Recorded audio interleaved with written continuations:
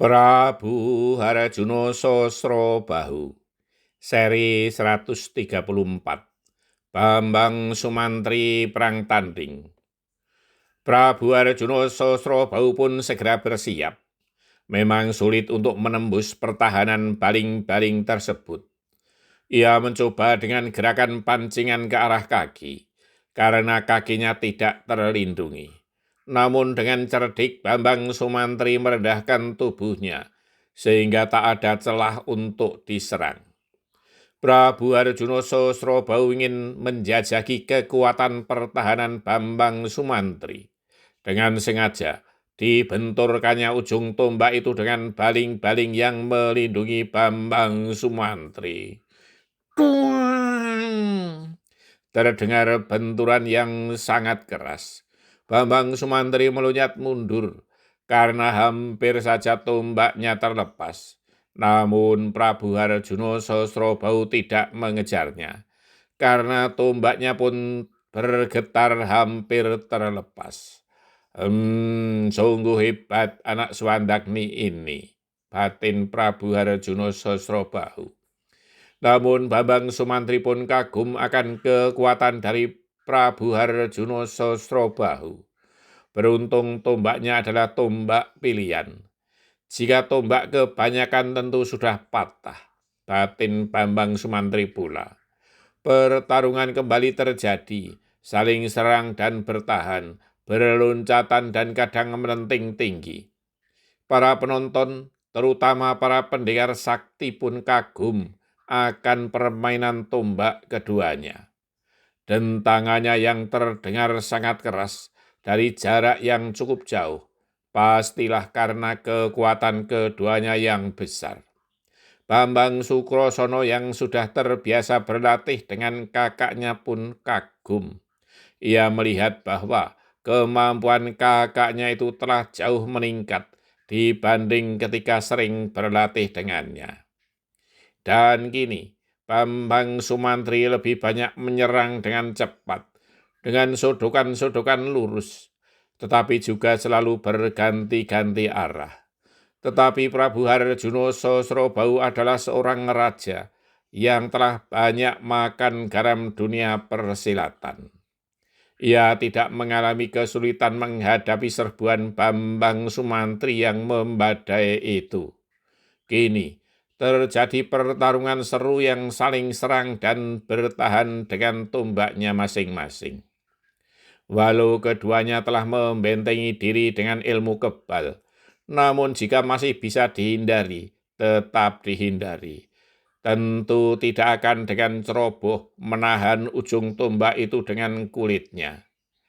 Karena mereka menyadari bahwa lawannya tentu melambari dengan ilmu tenaga dalamnya, sehingga pertempuran lebih banyak pada jarak yang saling berjauhan, yang tidak tergapai oleh ujung tombak. Bahkan, kadang dengan loncatan-loncatan panjang, yang terjadi saling pukul kedua ujung tombak tersebut. Dan sampai saat itu, belum ada satupun yang bisa mengenai lawannya. Pertempuran terasa tidak seseru ketika bersenjata pedang. Namun Prabu Harjuno Sosrobahu telah bisa menilai tingkat kemampuan Bambang Sumantri bermain tombak. Bahwa ternyata senopati semudah itu mampu mengimbanginya. Ia bangga akan kesaktian Bambang Sumantri dalam olah senjata, yang telah terbukti dalam permainan pedang dan tombak itu. Kiranya sulit untuk mencari tandingannya, bahkan para pendekar yang sekarang menyaksikan sekalipun. Namun Prabu Harjuno Sosrobahu masih ingin mengetahui seberapa hebat anak muda itu memainkan senjata yang lain. Senjata yang tidak biasa dipergunakan oleh para pendekar sekalipun, namun sangat berbahaya di tangan orang yang menguasainya. Oleh karena itu, sejenak kemudian Prabu Harjuno Sosrobahu tiba-tiba menancapkan tombak itu ke tanah di depannya sedemikian kuatnya. Semua orang yang menyaksikannya terkagum-kagum, karena tombak itu menancap cukup dalam di tanah cadas yang tandus itu. Namun semua orang kembali terkesima ketika melihat Bambang Sumantri melontarkan tombaknya tinggi-tinggi ke udara, bahkan sangat tinggi, seakan ingin menggapai matahari. Dan tombak itu pun kemudian meluncur balik dengan cepatnya. Semua orang terperangah karena ujung tombak itu seakan menuju ke ubun-ubun Bambang Sumantri. Namun yang terjadi, tombak itu menancap tepat di depan kaki Bambang Sumantri.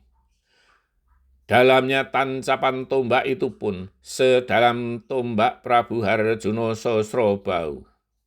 Tepuk tangan riuh memecah ketegangan seluruh penonton di padang tandus itu. Walau pertarungan tidak seseru sebelumnya, namun mereka tetap kagum akan kesaktian dan kekuatan kedua kesatria tersebut. Mereka meyakini bahwa jika keduanya mau, pasti mampu melontarkan tombak sejauh 1000 depa atau lebih dan tepat sasarannya.